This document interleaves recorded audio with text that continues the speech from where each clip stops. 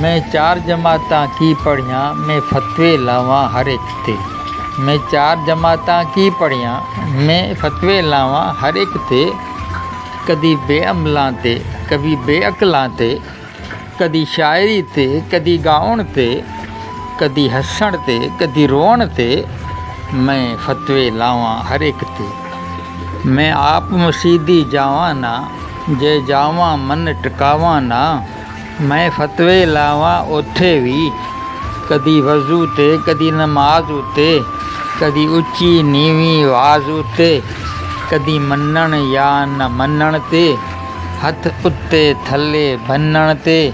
मैं फतवे लावां हर एक ते। कदी काफ़र आखां मौलियां नूं, मैं फतवे लावां सारियां ते।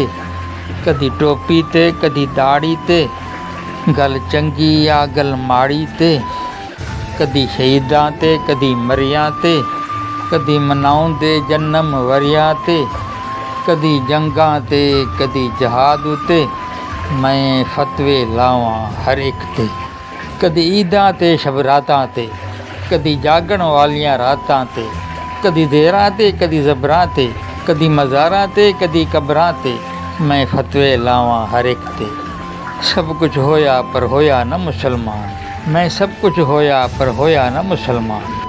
अपने इल्म दियां लावां तड़ियां, वेला मेरे इल्म दा ठूठा जे, हर फतवा मेरा झूठा जे।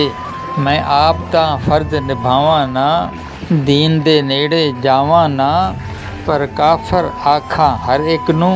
मैं फतवे लावां हर एक ते।